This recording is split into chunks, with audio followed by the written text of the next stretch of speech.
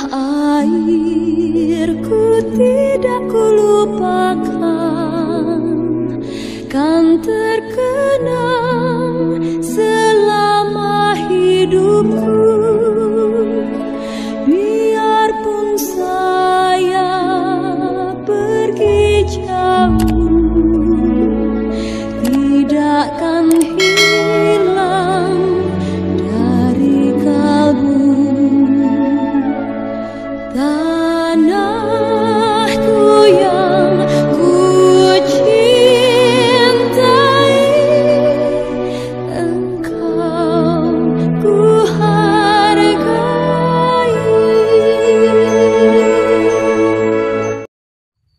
Halo sahabat belajar, Om Swastiastu, Assalamualaikum warahmatullahi wabarakatuh. Ketemu lagi dengan saya.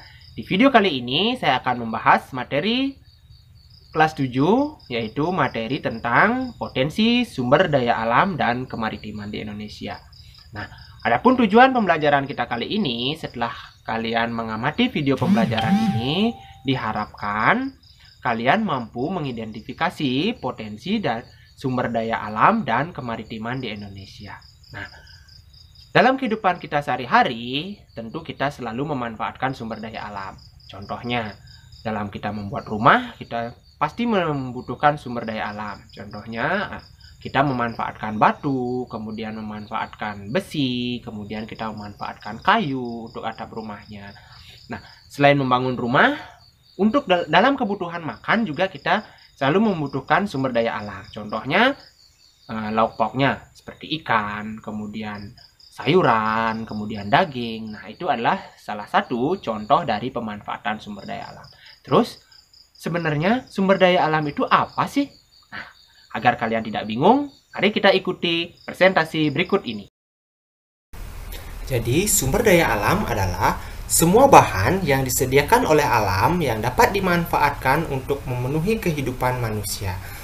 Nah, sumber daya alam yang biasanya dimanfaatkan oleh manusia diantaranya adalah air, kemudian ada tanah, ada udara, ada batuan, ada hutan, bahan tambang, hewan, tumbuhan, dan lain-lain.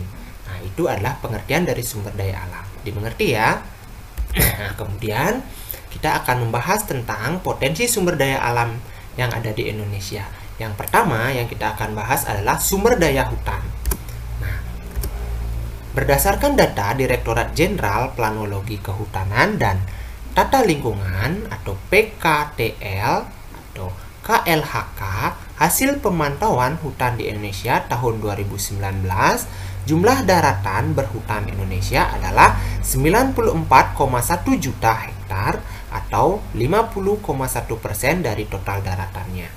Nah, bisa kita amati di sini pada peta yang warna hijau ini merupakan persebaran dari hutan-hutan yang ada di Indonesia.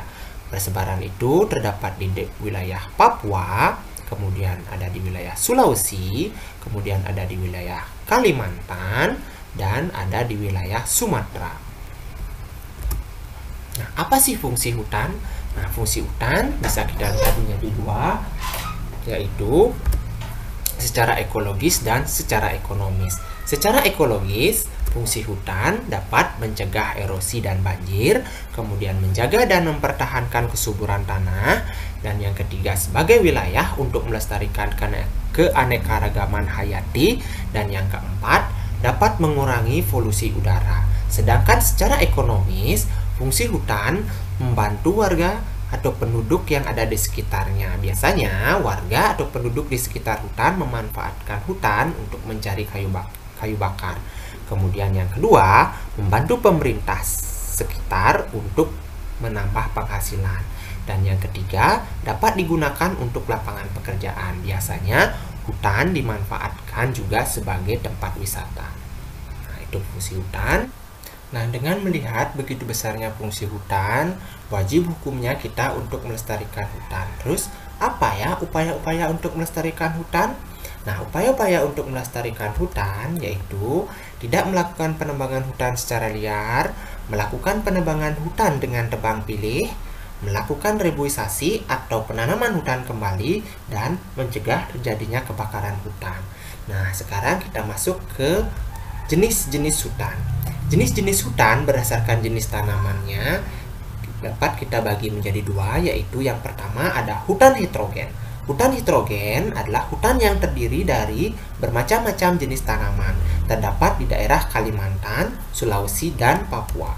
Kemudian yang kedua ada hutan homogen, yaitu hutan yang terdiri dari satu jenis tanaman dan tidak begitu lebat, terdapat di daerah Jawa Tengah dan Nusa Tenggara. Kemudian hutan berdasarkan fungsinya dapat kita bagi menjadi 5, yaitu yang pertama ada hutan lindung, hutan yang tidak boleh ditebang, yang berfungsi untuk menjaga tanah dari erosi, menjaga keseimbangan air, dan menjaga iklim. Kemudian yang kedua ada hutan produksi, yaitu hutan yang dimanfaatkan hasilnya untuk bahan-bahan industri seperti pemanfaatan kayu yang ada di dalam hutan. Kemudian yang ketiga ada hutan suaka alam, yaitu hutan yang berfungsi untuk melindungi jenis tumbuhan dari kepunahan. Kemudian yang keempat ada hutan suaka marga satwa, yaitu hutan yang berfungsi melindungi hewan dari kepunahan. Dan yang terakhir ada hutan wisata, yaitu hutan yang berfungsi sebagai tujuan wisata karena keindahannya. Nah, itu tadi hutan berdasarkan fungsinya. Kita lanjut ke yang ketiga. Hutan berdasarkan pengaruh iklimnya juga kita bagi menjadi 5. Yang pertama ada hutan bakau atau hutan mangrove, yaitu hutan yang terdapat di pantai yang banyak lumpurnya, berfungsi untuk mencegah abrasi dari air laut. Kemudian yang kedua ada hutan hujan tropis, yaitu hutan yang sangat lebat, hijau sepanjang tahun, dan terdapat di wilayah tropis dengan curah hujan yang tinggi. Dan yang ketiga ada hutan musim atau hutan merangas, yaitu hutan yang menggugurkan daunnya pada musim kemarau dan terdapat di daerah dengan suhu udara yang tinggi. Kemudian yang keempat ada hutan sabana, merupakan padang rumput yang luas yang diselingi semak belukar, terdapat di daerah yang memiliki musim kemarau lebih panjang. Contohnya ada di daerah Nusa Tenggara. Dan yang terakhir ada padang rumput atau stepa, merupakan padang rumput yang terdapat di daerah yang mempunyai musim kemarau panjang dan penghujan pendek. Ini biasanya terdapat di daerah Sumbawa. Nah, itu adalah jenis-jenis hutan. Kemudian, apa saja yang dimanfaatkan dari hutan Indonesia? Nah, biasanya hutan-hutan di Indonesia dimanfaatkan kayunya. Adapun jenis-jenis kayu hasil hutan yang terdapat di Indonesia, yang pertama ada kayu kemuning, kayu meranti, kayu agatis yang dihasilkan oleh hutan-hutan yang ada di daerah Kalimantan, Sulawesi, dan Papua. Kemudian yang kedua ada kayu jati dihasilkan di daerah Jawa Tengah. Yang ketiga ada kayu cendana dihasilkan di Nusa Tenggara Timur. Yang keempat ada kayu akasia dan rasa mala dihasilkan di daerah Jawa Barat. Kemudian yang kelima ada kayu rotan dihasilkan di daerah Kalimantan dan Sumatera. Nah, itu tadi sumber daya hutan.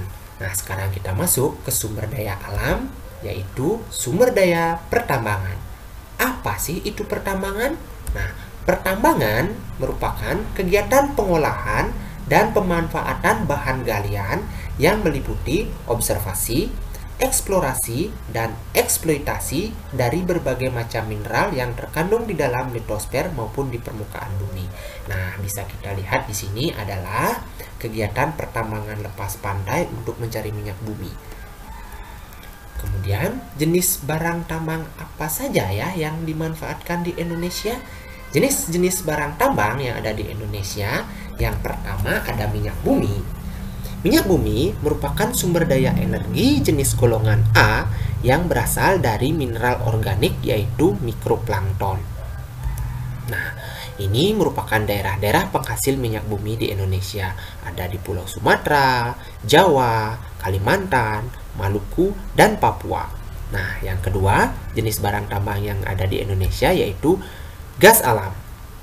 Gas alam merupakan sumber daya energi juga dengan jenis golongan A yang berasal dari mineral organik.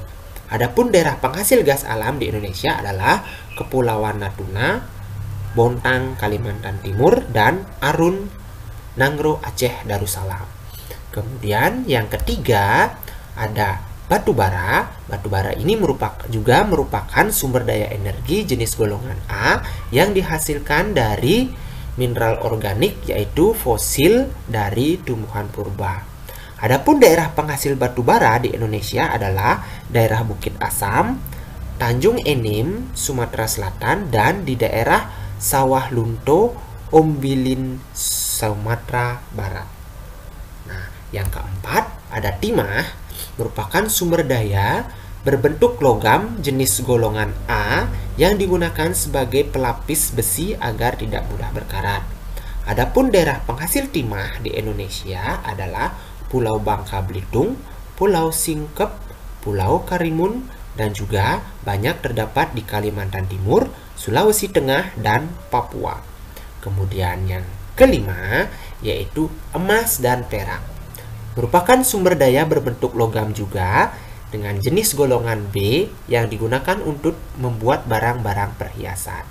Nah, adapun daerah penghasil emas dan perak di Indonesia adalah wilayah Sumatera, Jawa Barat, Jawa Tengah, Jawa Timur, Kalimantan Tengah, Sulawesi Utara, Nusa Tenggara, dan Maluku. Nah, kemudian jenis barang tambang yang keenam adalah tembaga. Tembaga merupakan sumber daya berbentuk logam dengan jenis golongan B yang merupakan bahan dasar dalam pembuatan kabel listrik. Adapun daerah penghasil tembaga di Indonesia adalah Pulau Seram, Kalimantan, Papua, dan Maluku. Dan yang ketujuh yaitu nikel. Nikel merupakan sumber daya berbentuk logam jenis golongan A yang digunakan untuk membuat stainless steel, campuran pada besi baja dalam otomotif, dan pelapis anti karat. Adapun daerah penghasil nikel di Indonesia adalah wilayah Kalimantan Barat, Maluku, Papua, Sulawesi Selatan, Sulawesi Tengah, dan Sulawesi Tenggara. Nah, itu tadi jenis-jenis barang tambang yang ada di Indonesia. Nah, sekarang kita akan lanjut ke potensi kemaritiman di Indonesia. Nah, luas laut Indonesia mencakup 2/3 dari seluruh luas wilayah Indonesia, sehingga Indonesia juga disebut dengan negara maritim dan terkenal dengan kekayaan potensi lautnya. Di dalamnya terdapat sekitar 28.000 spesies flora, 350 spesies fauna, dan 110.000 jenis mikroba. Nah, potensi kemaritiman di Indonesia yang pertama adalah perikanan. Berdasarkan data dari Kementerian Kelautan dan Perikanan tahun 2016, potensi perikanan laut Indonesia diperkirakan mencapai 7,9 juta ton per tahun. Adapun jenis komoditas ikan yang sangat potensial adalah ikan tuna dan ikan cakalang. Nah, bisa kita lihat ya, bapak-bapak ini memanen ikan segitu banyaknya. Nah, tidak diragukan lagi kalau Indonesia memang penghasil ikan di dunia. Nah, kemudian ya, potensi kemaritiman Indonesia yang kedua ada hutan mangrove. Nah, mungkin kalian sudah pernah dengar hutan mangrove, yaitu hutan mangrove merupakan keunikan yang sekaligus menjadi kekayaan lain yang terdapat di pesisir. Sumber daya alam ini memiliki manfaat ganda, yaitu yang pertama, manfaat secara ekologis. Manfaat secara ekologis berarti keberadaan mangrove menjadi habitat berbagai jenis fauna, menyerap CO2 dan menghasilkan O2, dan melindungi pantai dari abrasi. Kemudian yang kedua, manfaat secara ekonomis. Biasanya masyarakat sekitar memanfaatkan kayu yang ada di hutan mangrove sebagai bahan kayu bakar dan arang, dan memanfaatkan fauna yang bernilai ekonomis seperti udang, kepiting, dan yang lainnya. Nah, belakangan ini juga hutan mangrove biasanya dimanfaatkan sebagai tempat pariwisata. Nah, potensi kemaritiman yang ketiga yaitu, nah bisa kita lihat gambarnya ini, kira-kira ini apa ya? Ya, benar sekali, ini adalah terumbu karang. Terumbu karang juga merupakan salah satu potensi kelautan Indonesia. Terumbu karang merupakan batuan sedimen yang terbentuk dari kapur yang sebagian besar dihasilkan dari koral. Koral itu adalah binatang yang menghasilkan kapur untuk kerangka tubuhnya. Nah, Indonesia merupakan negara yang memiliki terumbu karang yang terluas di dunia. Luas terumbu karang Indonesia mencapai 284,3 ribu kilometer persegi. Wah, luas yang fantastik ya. Nah, terumbu karang memiliki banyak manfaat, baik manfaat ekologi, yaitu menahan abrasi, kemudian manfaat ekonomis, bisa dimanfaatkan ikan yang terdapat di dalamnya, kemudian manfaat sosial ekonomi. Nah, terumbu karang juga bisa dijadikan sebagai objek wisata. Nah, demikian tadi pembahasan materi kita kali ini tentang potensi sumber daya alam dan kemaritiman di Indonesia. Nah, semoga dimengerti ya. Baik, tunggu video-video berikutnya dari saya. Saya ucapkan terima kasih, semoga bermanfaat.